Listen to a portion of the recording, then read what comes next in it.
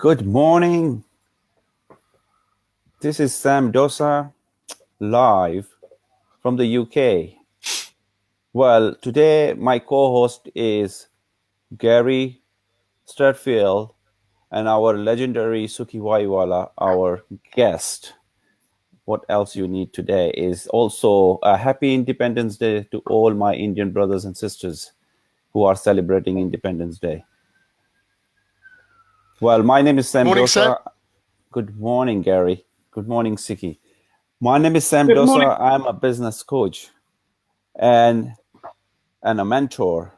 And we are here live with our Inspired Business TV on a Be Live platform, which is live at this moment with our legendary Sukhi Wahiwala. Thank And you very much, today Tim. on the hot seat, we have Sukhi Wahiwala. And we will be talking a lot of things from what in regards to his journey. And he will be sharing a lot of wisdom with us. Morning, Sam. How are you? I'm doing great, Gary. Thank you. Morning, Sukhi. How are you? Super. Absolutely Good. brilliant. Looking forward to just being open with everybody who's on now, the whole Inspired Tribe. It's odd for myself being on the other side of the counter, but I think it's going to be a worthwhile meeting for everybody, and I hope I should learn and teach myself as well. Well, it's lovely to have you here, and thank you very much for taking time out of your very active and full diary. For me, this is turning the table actually, because we had this similar situation about 7 or 8 years ago, weren't we? Where I was actually on a course with you, which you were taking, and you were interviewing me, and now I'm able to turn the tables. But as with you, it was a very pleasant experience, and I hope today will be the same. We go back a long way, and perhaps if I can just share a little bit to the audience about how we met, it might give them a flavour of the person I've come to know as my business partner and also good friend.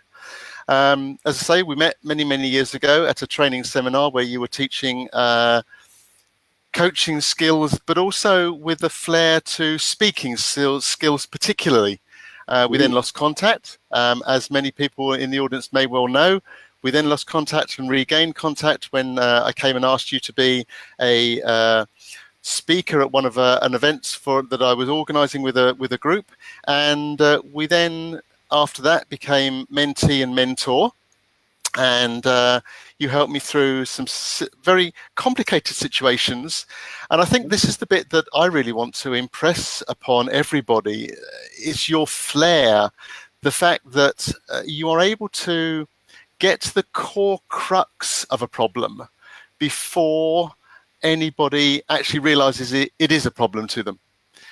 It's as I commonly describe, you're an Exocet missile, but on stealth. You come in under the radar. Good way. You come in under the radar. We don't see you coming, but the beauty is that you have maximum impact in being able to put the challenge that everybody has out there on the table to be dealt with. So for me, the journey we've had has been beautiful, as one word, but it's also been so uplifting and learning. It's been an absolute pleasure to have the opportunity of seeing you in action on a daily basis. And if there's anybody that can talk to anyone at any level, regardless of who they are, and feel as though they're being spoken to directly, whether you're in a group or personally, then you're the person I would always recommend. Absolutely. So they're the bad points. Let's get on to some of the good points. Yeah, I think Gary, before you go forward, actually, I would like to also add this. It's been being humble about it. How I met Sukhi on the Facebook. Actually, we've been friends for a long time, and we never actually spoken to each other. And it was just a matter of what you're calling connecting with somebody whose energy is so pure, and you connect directly to them. And I just sent a message to him saying to him that, why don't you join me on my my platform, which is Chai with Sam Dosa, where I serve a masala tea or as a virtual masala tea, where people can enjoy that. And actually, he acknowledged that, and since then, I think meeting him and working with him, it's been a very inspiring journey, I would say. And one of those people, when you meet, you just connect with them very quickly. And I'm very humble about it. And now this platform, which we have been using it now, and in trying to invite a lot of people. And there is something which is also working now, which we will be announcing later on this episode as well. So stay on this. I think this is going to blow everybody's minds what we are going to be bringing next. Fantastic. Thank you very much, team. I tell you what, I truly am. I'm just trying to work out whether you're talking about the same guy as in me, or you're talking about somebody else. I've just seen Manjeet's comment, Nidja, on Facebook as well, saying totally agree with the missile comment, Gary. And I'm just like, wow.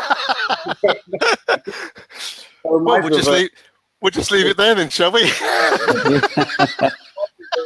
friend of mine called and sister of mine, which is Marilyn Devonish, and she said that you're a bit like a Sahabi Jones. When you get involved in somebody's business, you seem to find exactly, like a heat-seeking missile, you find exactly what the fault is and the problem is, and just resolve it before it even explodes. It's kind of like deactivate the bomb.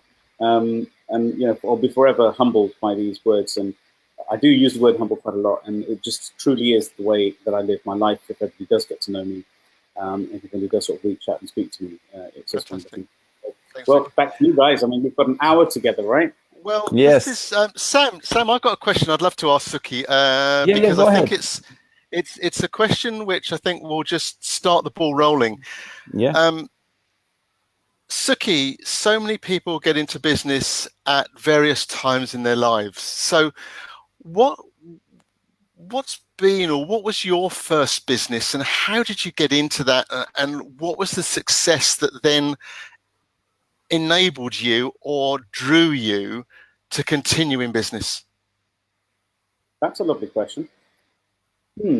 Well, I'd say the honest truth is that the very first actual business that I think I probably got involved with, I'm talking inadvertently as a child, was probably when I was 8 years old, selling, it's quite funny actually, selling football cards and stickers in our books at school. But if I could forward that a little bit and go towards when I was around about 16 years old, I had kind of, school had just finished and I was going to go on to do A-levels at that particular time. And we're talking around 60 years, about 1990 to be exact. And what happened is that I was going on to becoming an architect in specific, because I had a lot of love and attention for it. And I grew up kind of with my father and my mother being very, very what we call instrumental in my life, and helping me to, all of us, and I'm one of 8 siblings, and the youngest of 8. So I was always involved in all of my siblings, influencing and helping me grow as a person as a whole. But in specific, my father, we'd be sitting there with this. In those days, there used to be big plans and big floppy pieces of white paper which were full of drawings on them, and he would be amending really, really experienced architect's work because of his actual practical engineering, because his electrical engineer experience. So I was very much influenced by this, and I felt as though I wanted to become. And I had a very good art and design and business structure strategy behind myself in mathematics. So I wanted to specifically go into architecture. So at 16, I decided to select certain subjects to go into architectural vein of work. And then my mum, she turned around and said to me, Sanjay, I think it's time for you to also take charge of one or two of the businesses, or one of the businesses at that particular time, which was a retail shop which was functioning and working, but it was actually in what we call the red, in business terms, we'd say it was in the red, so it was in a negative equity at the time of sales, I'm talking. I think the expenses, not to be exact, the expenses were around 1,000, 1,500 above the actual income gross. So it was one of the things where I've been schooled within business since dot, really. I didn't really understand anything different, to be honest, Gary and Sam. And if all the tribes listening, the patterning wasn't in me to not know how to do something. was told to do something, and I had to work out how to get it done. Does that make sense? We just did it. So one of the first businesses was a housewares shop. It was originally called Wahiwala and Co., and then morphed into a business which we ended up calling Home Stores, a bit like a housewares type store. So it was a lot of electrical equipment. There was a lot of household good, equipment such as pots, pans. It was a DIY. It was a plumbing center. It was principally like a mini Wix. And what we did is I came into the business and I decided that I was going to change my understanding in study as well. So I took different A levels at that particular time, and I shifted didn't go into school. I decided that I would go into the regional college over here, which left me a bit more like a mature student, so I can go in and out of my own lessons and go straight home instead of having to wait the whole day until 3:30, 4 o'clock as a sixth form would. So that allowed me the flexibility to go and intertwine and work within my business as well. So I decided to take charge of a business with my brother-in-law and a couple of other cousins, etc. And what we did is we turned around this business with a kind of a negative equity to around 400,000 in positive turnover within the first 9 to 10 months. So it was a very hard job. I'm a hard worker. I really did graft very hard, as everybody does, and that's all I really understood. And one thing I want to put forward here is that money doesn't grow on trees. Everyone sees the top of the iceberg, but no one sees the gigantic, massive iceberg underneath the water surface. That's all the hard work that goes on into building a successful organization, company, and profitability. So the first I really got involved with was a house-based company called Home Stores. And that was, yesterday we had a live interview on Salam Radio in Peterborough as well, which is my hometown. And I touched base with a number of individuals who absolutely remembered those years when we all grew up together. I was running the business at the same time. But the relationships, the bonds, even now, 27, or 24, 27 odd years later, has still left me with a beautiful flavour in my mouth where, my friends, my community is still there. Brilliant.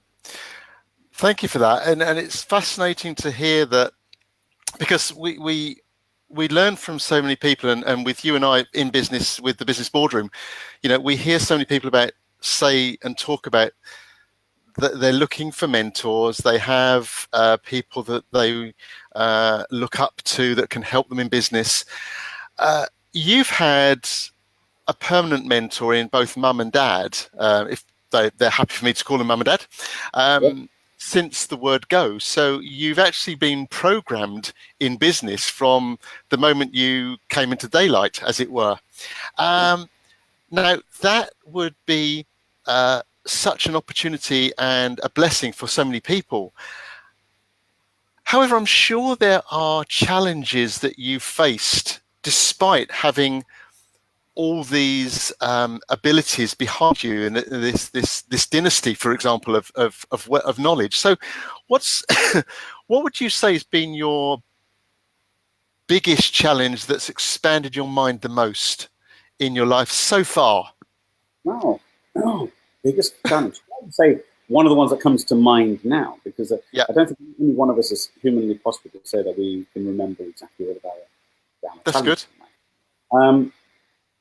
Gary and Sam, I'm just saying, one of the things that I've always worked at in the years is, when we have problems with, the current problem, whatever it is, tends to be the biggest challenge. Does that make sense? Because we have a memory of our past, and our future. Present is the reality.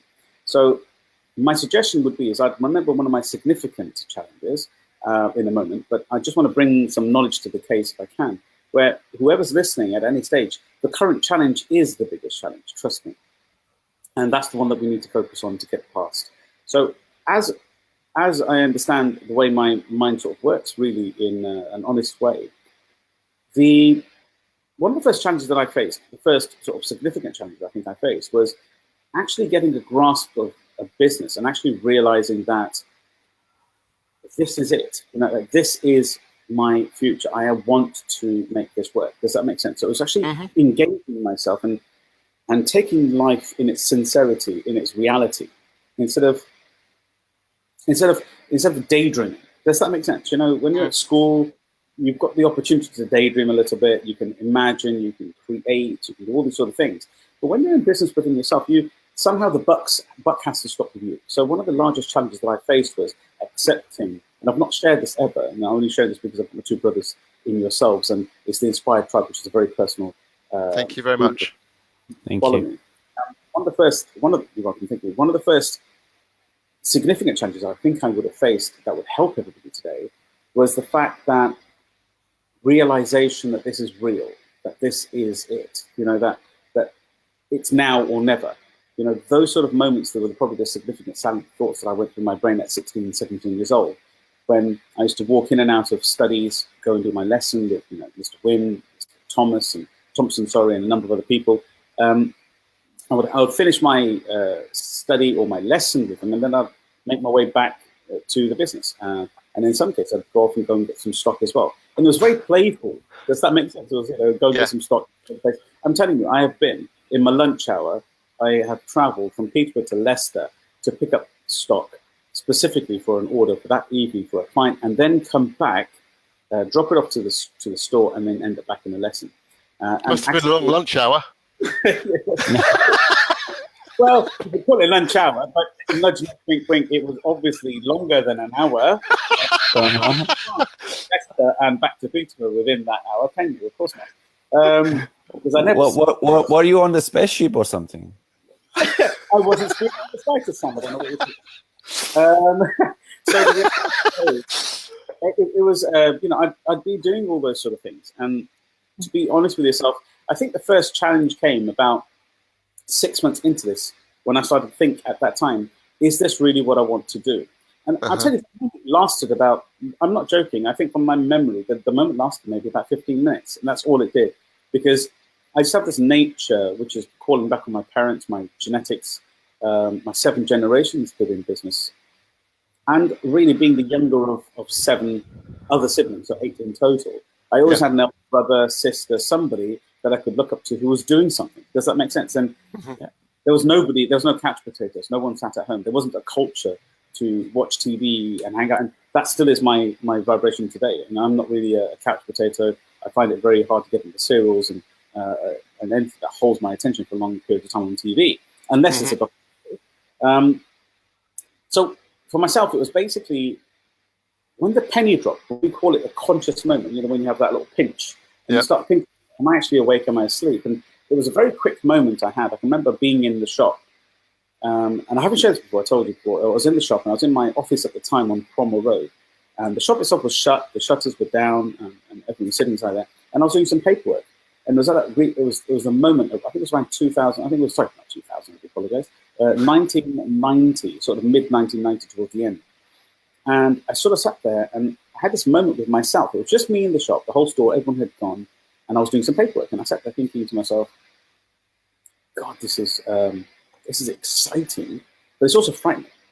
It's like it was fearful, you know, false evidence appearing real. Yes. But let's just be direct about it and say it was fear. It was genuine fear that can I actually do this? But that lasted 15 minutes because I got over it. And how I got over it, which in hindsight I remember, is I just got up and said, okay, let's get on. This is what needs to be done, and this is the part of my life, and this is what I was made for. Does that make sense? And this is what I was made for. This is what I'm aiming to go for. So, bang, that was it. I just got up and got over it. So one of the largest challenges, I think, early significant challenges that formed my life and thinking was, this is real, you know, get on with it. This is a reality check. Get on with it. Whatever needs to be done, do it, and just step up and get on with it. So I think that was, I never looked back after that. It was like a very quick moment, and I just got up and decided to finish the paperwork off, closed the shop, went home, and I kid you not, I don't think that was ever, you know, that was, I never recalled that. And the reason why I remember this particular significant memory is because in the month of August, I tend to take the month of August off. And this is my family home, and I'm kind of spending more time with the children. But what I did basically is in August, I revamp and replan and rethink and remake notes and create new content and all the sort of stuff that's in the future, and also plan future year coming ahead. And this significant memory came out of one of my DFT processes, which I'm sure we'll talk about later. And it was there significant. And I remembered the point that the reality check came in place where this is real. It's not a joke. It's not school anymore. It's like, guess what? You're responsible. And this harked back to a training that I delivered when I realized that the only real thing that anybody in this world really needs to engage, switch on, coordinate, focus on, or change is ignition of self-responsibility. And that was the significant moment when I decided I would take that responsibility on and ignite myself. And so hopefully, 20 odd years, 27 plus years. Yeah. Business. Yeah. Thank you. That's very, very interesting.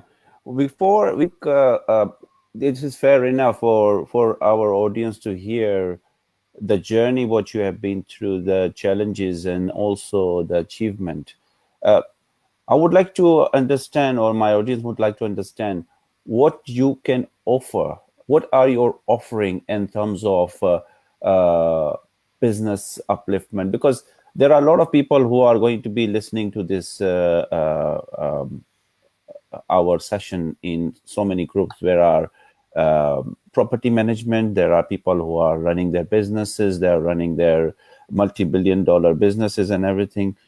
Why Sukhi has that potential to offer to a individual who is running a business, already running a business, or people who are thinking of starting a business? What sort of advice would be able you to give us? Well, Sam, I don't think I'm as arrogant enough within myself to turn and say, yes, I can create the change within others. But all I will say to yourself is that I have a relentlessness within me, and that is to understand the real challenge that people have within their life, whether it's personal, business, or future planning. And actually engaging them as a human person within the psychometric, within their own ability to understand how they can become their own solution provider. What I just touched on a moment ago was igniting their own self-responsibility. I'm really humbled that you're my brothers and we're sitting here talking about this openly, because I think we have the same connection with every single client that I work with. I vision just to ignite them. And I don't believe that I am anything, to be honest with yourself, and I have to be honest with you. I'm not going to, it's not just one of those put on humble conversations. I genuinely believe that whatever I am is within me. It's not mine anyway. It's come from the universe, the divine, whichever way you see that. So the reality is, I believe that I can try and engage, ignite the right things within every human being that I work with, from within them, for them to be able to find their own solutions, but also to ignite them to take their own actions, responsibility for self, and then more importantly, I'm kind of known as the strategy delivering person. So getting the strategy part of one's life engaged, so we know exactly what to do when. So all these are parts of the success methodology. So a methodology that I've actually created is called the Synagus method. And the Synagus method is very simply synchronizing yourself with a new element of yourself, like being you, being, what's the word I'm looking for? Becoming your best self. Yeah. So there are three elements, which is your spiritual self, your journey, who are you as a person, and then also the strategic part of life, which is the business elements and the strategy, and then also the psychology of what mindset one requires to take action, to get deep within oneself, to dig deep, to find the answers within yourself. This does not mean that you should not have mentors or mentees, mentors or coaches within your life, because that's the key. The key here is that to be within a community that uplifts you, that finds you when you're on the down, when you're having one of those low moments, to bring you back up again and say, we've all had these moments. When you're on a high, to support you further instead of putting the leg out and watching you fall over, to assist you. You understand what I'm trying to say? To assist you to be the best person that you could possibly be as well. We put our heart and soul. I founded the Business Boardroom with Gary Setfield here as well. And through this mentoring, coaching, and masterminding circle with a community social aspect as well, it's been mind-blowing and life-changing for people that have been involved, to be honest. Yeah, it has. It's kind of a one-stop. Get involved in the business boardroom, attend every single month. You've got a monthly communication, you've got monthly support, you've got hopefully myself and Gary in the room that we coach, I mentor, we ignite, we give real strategies and solutions. And it basically takes the loneliness away from business. When you're at the top of your game, you're expected to have all the answers. And it takes a really healed individual, healed by meaning if a person cuts themselves, if you can imagine, the body heals it, and sometimes there's a scar left there. So Yes. you'll know that not to put the knife there again. So I use a terminology of calling it, a healed individual. So somebody who's healed, who's fallen over, who's had a few failures where they've not learned from or learned from, have successes within their life. And so it's about creating that beautiful community on a monthly basis to really propel and grow any business's success. So in the business boardroom, we actually cover, thank you for asking this question, we even cover things like what I call social challenges, or even domestic challenges, or even personal mindset challenges in amongst business strategies, social media, branding, what's the next steps in business, or how do I even get my message out to the world? How do I create a course within myself? How do I have my own personal steps within the world? Should I use the power matrix, which is one of my methodologies, to get the course out of oneself, etc., etc. I hope that answers some of the questions there. Yeah, I don't want to take all about that did. No, that did actually answer several questions. There's one thing which I would like to add over here with this, the BBR. When we talk about BBR, I attended myself and attended the workshops as well. They are quite important to be part of that community or tribe, because, as you says, the loneliness of individual running their own business sometimes affects you emotionally, morally, yes, and there are also you being in a completely isolated yourself, and being part of a community is quite important for all of us. I remember doing a lot of networking. I became a network junkie, attending all sorts of networking while I was living in London. Since I moved to Birmingham, I'm still attending a couple of networking area, but understanding or being part of a elite group because you have a like-minded people gives you the next level of understanding of your business and understanding what is actually coming ahead of you, which you might not be aware of it. And surrounded by those people will give you or guide you to the right path, attaining your best result for your business. One question raises over here: if I am a employee and I'm looking to get into business, what step would you suggest? Because as you know, when you have a salary coming in, you says I'm very content. As you jump on to be a businessman or a woman, your salary stops and there are expenses to pay for it. So to get all that sort of minds, I understand we have to set a mindset, we have to set goals, we have to set a lot of other things, other challenges, how you're going to overcome those challenges. But if somebody is thinking of that way, what would be your best advice to that person?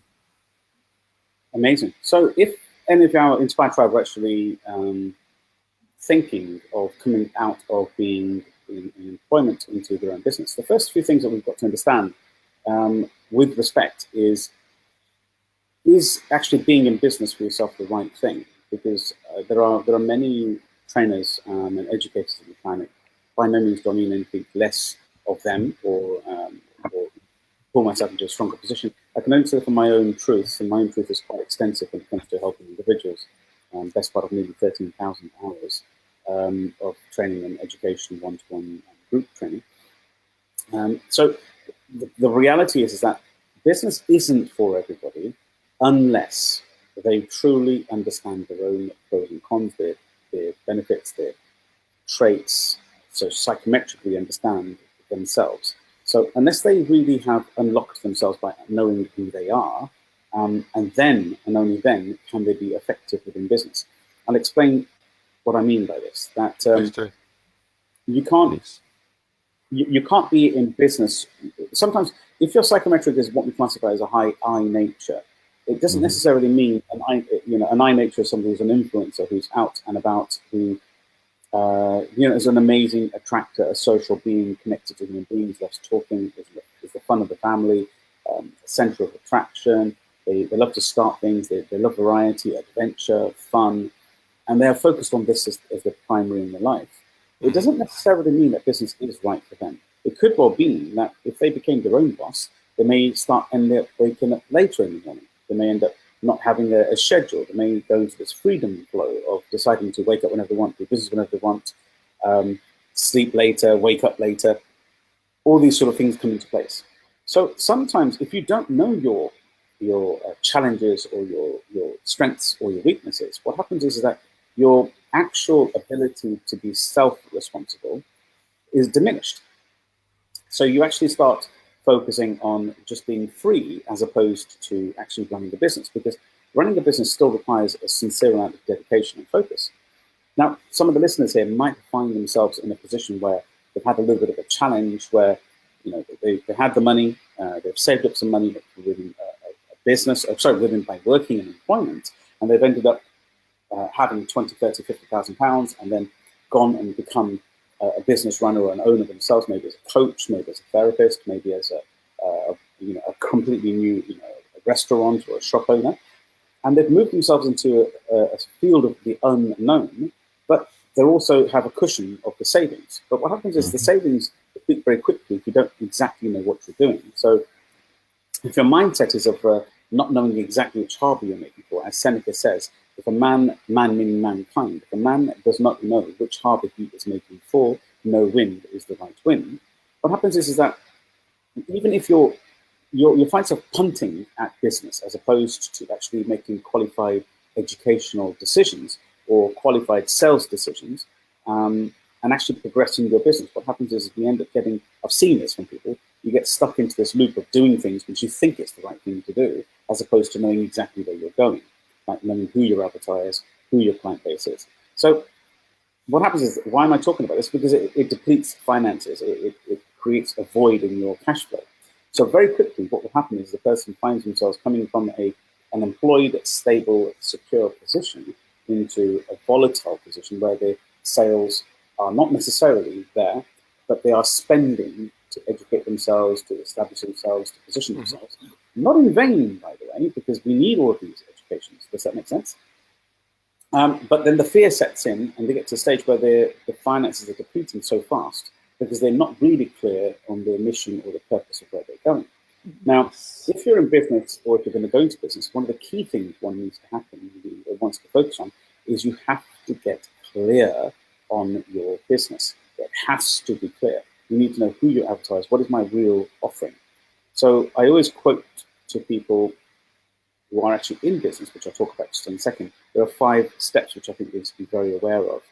But going back to the original question of the opportunity of, is it good for everybody? No, it's good for everybody who understands themselves. Everybody who knows themselves before they get into business, knowing their belief systems, knowing what they're good at, what they're not so good at, what they enjoy, what they don't enjoy, and also their natural traits, the inside traits of themselves. Are they a dominant type character, a D?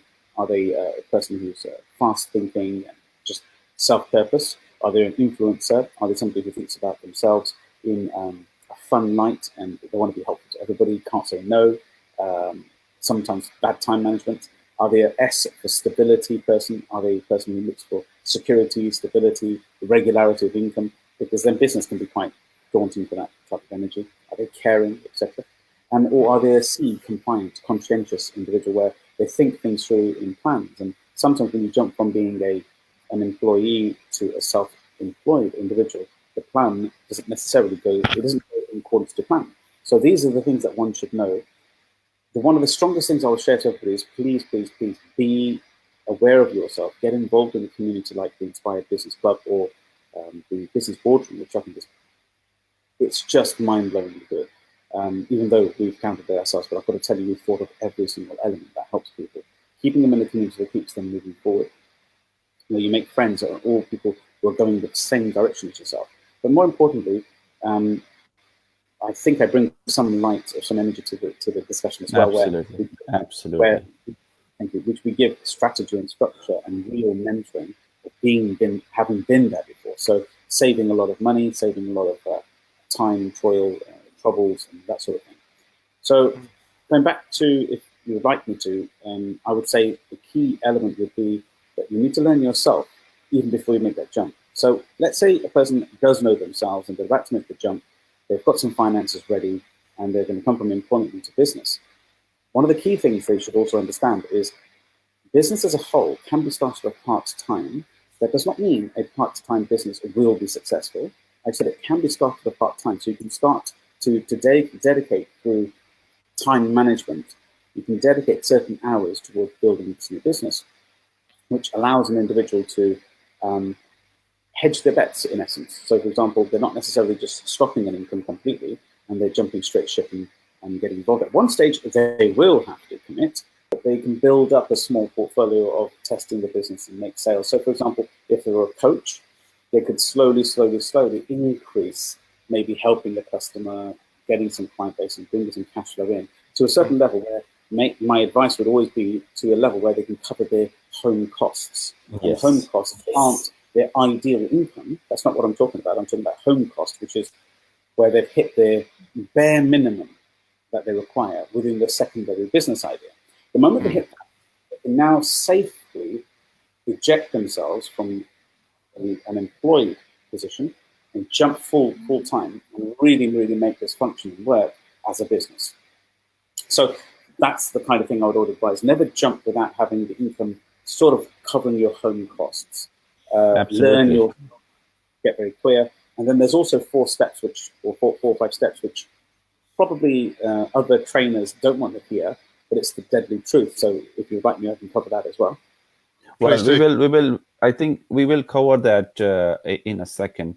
I would like to also emphasize over here is because there's transition period. When we talk about the transition from primary to secondary, we are actually teaching our children that you are going to be now going into the secondary school, what sort of challenges you're going to be facing and everything. And it's again the challenges, and we as we become their mentor and coaches for our children, those people who are having a transition from going from working full-time to a business require a coach and a mentor as well. Without those people, I think the success of their business might be difficult because that is where they require the whole truth and the whole wealth of knowledge from a mentor or from a coach who has been gone through with his own journey to help them to secure the future for themselves as well. Correct? So that would be great. If you continue with the next 4 step would be really good. Okay, thank you. So the question, I think, if I can just reiterate, and thank you very much, Manjeet. I've just seen you've given a very lovely sort of few words reference to the Business Boardroom program as well. And Jatinder, who's very openly said, I can just see the mentions here, I'm not in control of that, but he's saying something along the lines of, I'll get into the series watching soon. And that's to do with the TV and stuff we were talking about earlier. So Jatinder, I don't think I will. I've never been that person.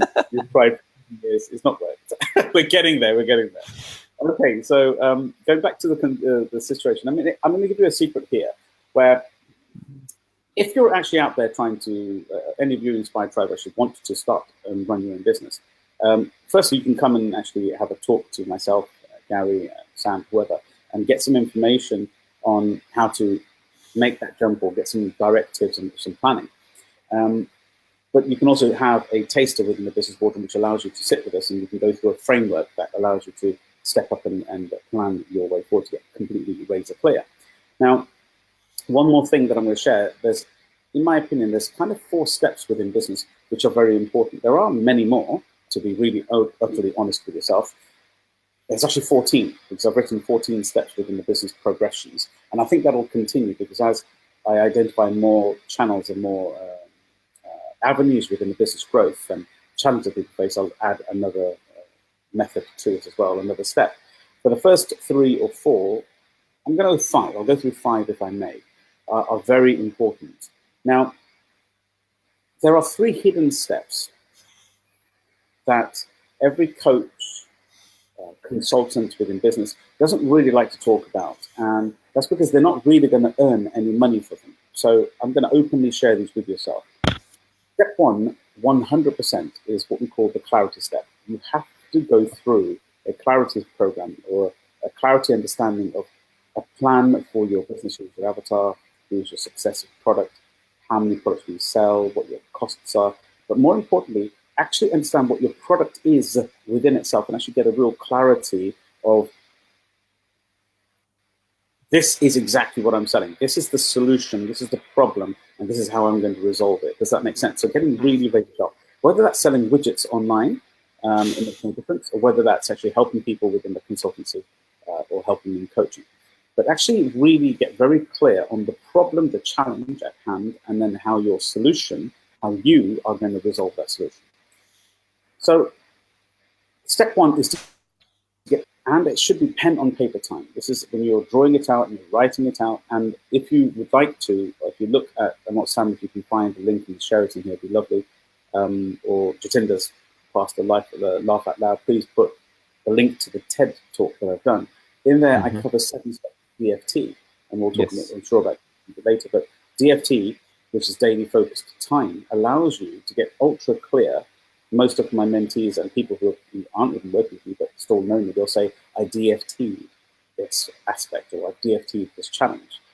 So DFT your mindset, get ultra clear using the DFT process, 7-step process, to get ultra clear on your business model and your business client and your business customer and your solution. That's step one. We call it the clarity step. Now, step 2 is what we call becoming a business. Now, becoming a business is really simple and really straightforward. Make the first sale.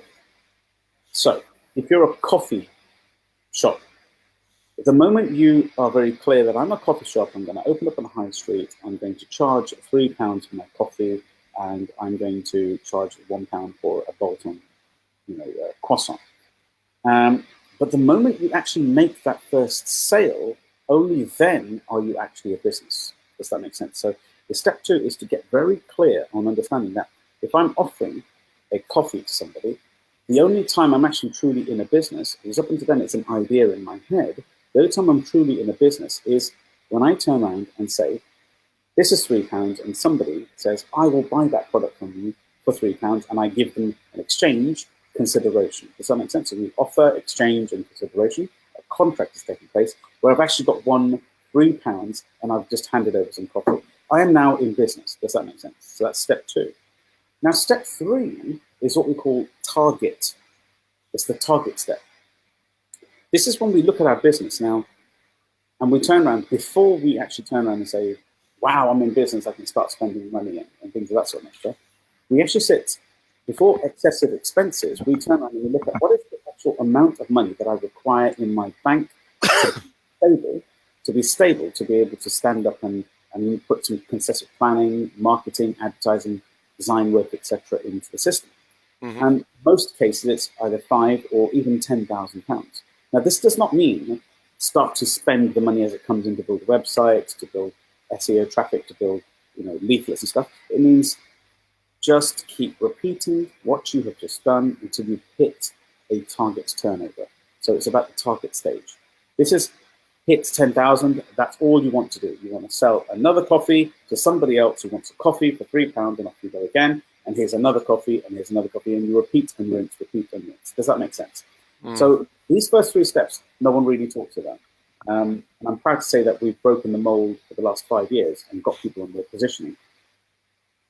Because they don't earn coaches, consultants, clients any money, because the money comes in stage 4. This, up until you've got this position, you don't actually have a business. You don't have a stable income. You do not have a stable cash flow, or what we call working capital in your business. Does that make sense? You just have another hobby again.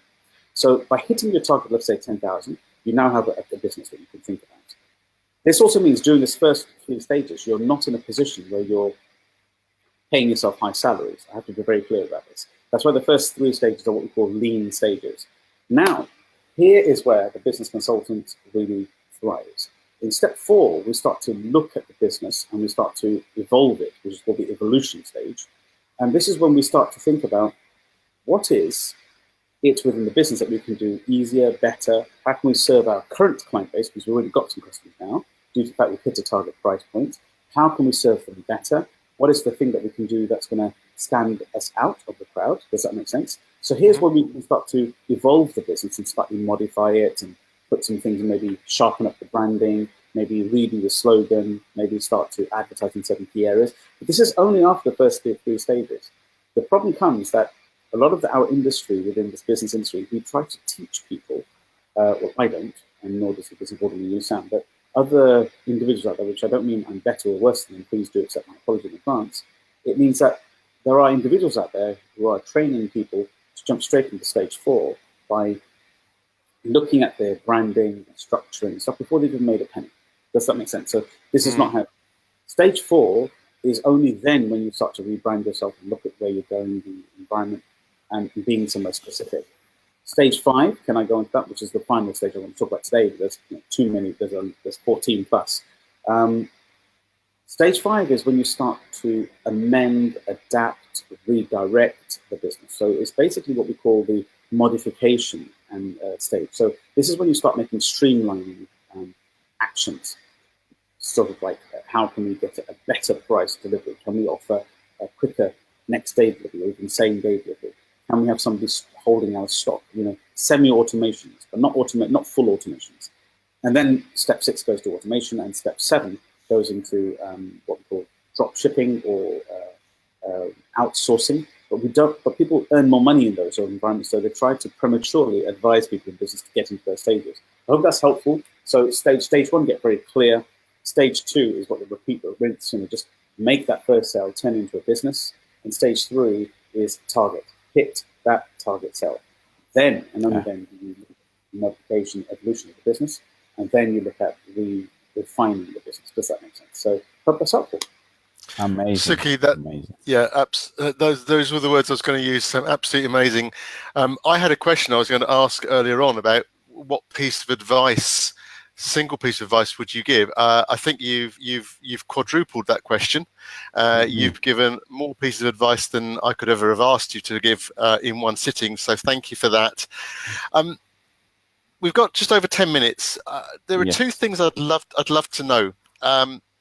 Going back to earlier days when you said you were sitting in the shop and you had this significant moment where, as you talked about clarity, this is what you're meant to be doing, and can I do it?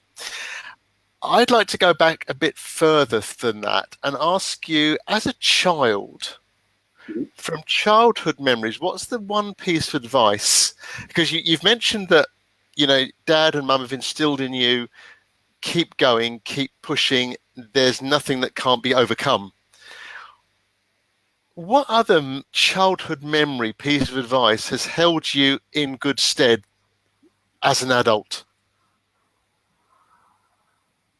From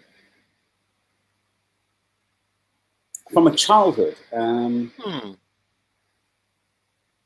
So this is unrehearsed, so I'm going to give you an answer. That's fine. In the month of August, as I explained before, I'm in a very social environment. I'm very focused towards my family through summer holidays, and I've literally, my mentoring business is kind of like on a skeletal position. So pause. Pause. The emotions are different as a childhood. I think one of the key things that I learned as a child is to ensure that, in hindsight, by the way, at the time I did not know this was one of the keys, but to have some kind of I'm going to say the word idol, because as a child, an idol, somebody you long to become like, or somebody you look up to. Does that make sense? So some kind of a role model. So I'll use the word like a role model, a better role model. So for myself, I must say, this is probably, again, in a sentimental way, because I'm being really open, because this is our own platform. Is the people who are the Inspired Tribe, in the Inspired Business Club, or in our groups who tend to listen to a lot of this stuff. By the way, if you're not a member of the Inspired Business Club, please just look on Facebook, become a member of the Inspired Business Club. We'll probably put a link in here as well, so you can do. I think I was very much influenced as a child at seeing my father and my mother being very. My mum was probably my strongest inspiration or instrumental person in my personality, to be honest. Lovely. Gurmit or Gurmeet or Wahiwala, because she gave me this edge of humility, of value of other human beings, and being able to see and understand them as she does by looking at things in their purpose and their way of life. But she also gave me a real strong backbone of ethics when it comes to human ethics, not necessarily business ethics only. And then from my father, may I share, in a loving way, he was just like this strong, tough individual that, when you said overcome, he never overcame anything. There's nothing was the problem they had overcome with.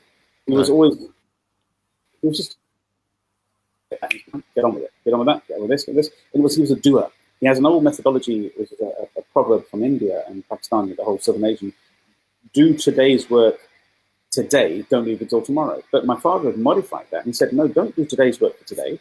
Do today's work now and do tomorrow's work today as well. So just keep moving forward, just nail tasks, get action under your belt and keep moving forward. So I think these are very key to me. But to go further, I'm going to go in a bit more depth. To one of the key things that I always found is bonding with my siblings, my sisters, my brother, actually bonding with them and actually having a family environment, having a community within the family, actually ensuring that every evening we ate dinner together, that there was a routine for this, that we didn't just sit at low-couched tables or in our bedrooms eating our own pizza or something, or like possibly is an epidemic today. We actually made an occasion of taking time out to be together as a family. So this was one of the other key things that came together. And what I also was aware of, and it's just coming through to me right now, was the sheer element of internal respect between the family members and how it all just seemed to work as one big machinery, and talking about as a team. Things that need to be done around the house, in the kitchen, in the garden. My father had a routine in his life. He would always be, every Sunday, he would cut the lawn, because in those days, remember, it was the day of Sabbath. It was a day where business was not done. Shops were not open in those days. So I woke up and I grew up in this environment, and actually having an internal awareness, ignition, as I said, to want to do things for my parents, to want to help them further, to have an ultimate respect for them. So when my father was cutting the lawns, I felt bad within myself sitting at home inside the house, maybe with TV or boardroom or reading or doing something, or playing the game, in essence. We used to play games in those days. And I'm not talking about a computer, I'm not talking a physical game. Yeah. Actually doing something else when I knew my father was outside cutting the lawn. Or, I wanted to go and help him. So I'd physically go out and actually start, help sweep up the grounds. And there was a camaraderie and a teamwork. But I think it was an internal obligation, which I was very proud of. I think the significant change there was that I think my parents made me into a responsible, a self-responsible, and a responsible of other people, which is key towards leadership. So they made me a leader from day one. And I'm very humbled by that, because I don't believe it was me. And there was a divine intervention without a doubt. But if I was to go a stage further, I hope this is helping answer the question. Yeah. Minutes. But if I went a stage further, because I'm being very open, this is actually a unique interview. I'm not copying, or I've never repeated this information before, humbly from my brothers and the tribe. But the other thing that I really was very, very inspired by or influenced by was my brother. It was just as simple as that. I feel very emotional sharing this with him, because he was something special in my world. I saw him as the most dapper, the most ultimate individual, who was suave, who got stuff done. I saw him in the same vein and light as my father, because he's 16 years my senior. Right. Yeah, so quite an age gap. But at the age of 20, 21, he had himself a 9/11. And, there's so much going on in his world. He was so successful as he is today as well. But for me, I had a role model. I had all these role models around me. They all gave me something. My sisters who were educated, who put themselves further forward in life, but actually they were business people. They were already running residential homes and properties and stuff like that in the jail, and even shops through the late 80s, I can remember, with my parents, my father. And then I go back to my mum, and this is before kind of me growing up in the 70s and the 60s. My mum, for 16 years, ran a business. She ran a whole retail clothing shop, whilst my father worked the day, and then in the evening went out on the road. So I've always went on the road selling the stock as well. So on the road, selling material. So I've always been backed around by these sort of real positive role models. And to add to it, my mum was also bringing up children, being an amazing wife, being an amazing daughter-in-law to my mother, to my grandma as well, her mother-in-law, and also being a business person within the community. And actually, would you end up believe the Wahiwala owned clothes shop in the 60s, since 1967, all the way through to the 90s until I took over, it was a hub. It was a community hub. So for me, it was the sheer nothing's a problem that really influenced me. I don't see things that I need to overcome. It's just like, oh, I need to get that done. I need to get that done. I need to get that done. Let's just get on with it. So, it was, so in a real humble and open way, I try to be the same for my children and my younger nephews and nieces. And today, I've opened up a new family of the Inspired Tribe and people out there who are actually following. We've influenced over 38,000 people now over the years. So it's a new family. I'm just touching as many people as I can. Wonderful. Wonderful. Ignite them to move them forward for the best life they can achieve. Because this is real, guys. It's your conscious life. So that's. I hope that answers part of the question. It does. There's just one thing I'd like to ask, and you and your family are your mum and dad's legacy. What would you like your legacy to be? What would you like to be known for? I'm not sure if I'm clear on what I'd like to be known for, but what I would like to do which is what I'm working on now and next in the next few years, is I would like to be probably known as the person who ignited human beings, ignited self-responsibility within human beings. And to put that into a practical sense, because there's no point just being esoteric with your answer, I would like to go a bit further and say that we're about to build a world platform, which is 5 years in the building. We're going to take the business boardroom into a franchise model, which will allow individuals, coaches, mentors, people who want to get into business for themselves, people who are great networkers, to be actually trained by myself personally, if that's of any value, giving you all of the methodology, the methods within the syllabus, the power methodology, the DFT methodology, all these sort of methods that can allow an individual to adapt to help and unlock other people. And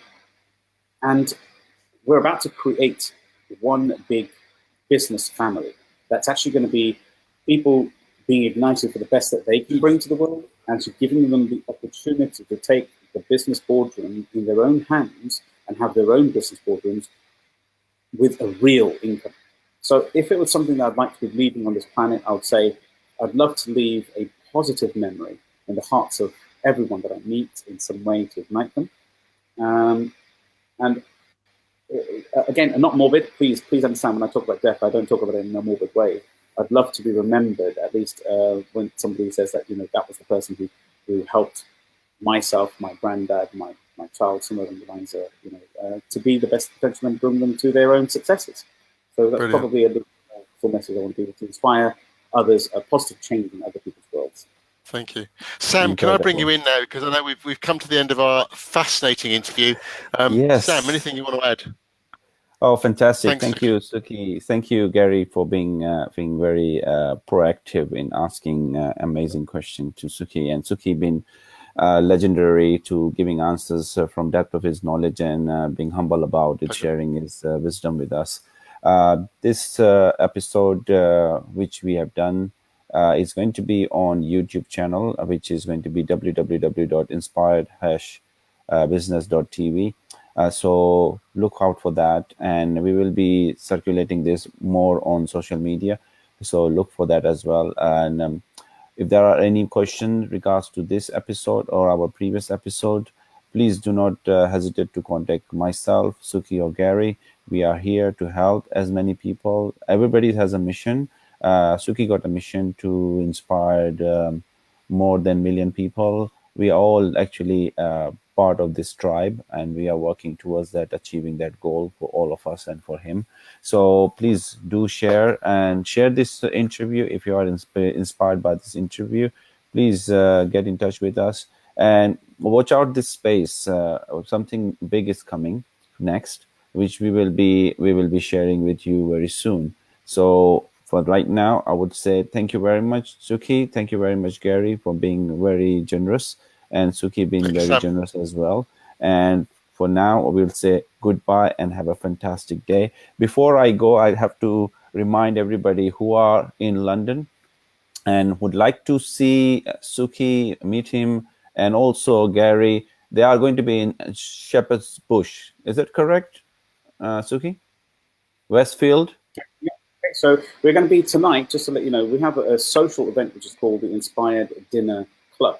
And Yes. you can Google Inspired Dinner Club and have a look at that. Every single month we meet up on a social. It is a strictly no sales environment. So the vision is actually to really genuinely connect with individuals and make real friends. So tonight we're doing a very social activity because in August. Tonight at 6 p.m. at Westfield in Shepherd's Bush. That's Westfield in Shepherd's Bush at 1800. We're going to meet outside the Apple store, and all we're doing is connecting with other people. We're going to go for some food, have a nice dinner together, and it's a genuine social environment. It costs you nothing besides your own dinner, Yes. and it's a very warming environment. And I'd love to see you tonight. This is tonight being Wednesday, the 15th of August, 2008. In case you're watching it in future. So tonight at Westfield in Shepherd's Bush, London, and that is outside the Apple store at 1800 this evening. And just to clarify, just to confirm something as well, if you want to get hold of more of our interviews that we've been working on over the Inspired period, the Inspired Business TV, it's www.inspired-business.tv, not hash, just so that in case it's hyphen.tv. Thank you, team, and thank you very much. Thank you. Personally, Thank thank you you very for much. bringing Sam and Gary, bringing something very specific out of myself. It was very, because it's my, as I said, the off month, I've delivered something very emotional, very personal to myself. So I hope it was valuable. It wasn't my usual strategic self, so I wanted to be very humble. And thank you very much. Thank you. Thank you for sharing. Everybody. Thank you. Bye for now. Bye-bye. Bye-bye. Take care. Have a great day, everybody.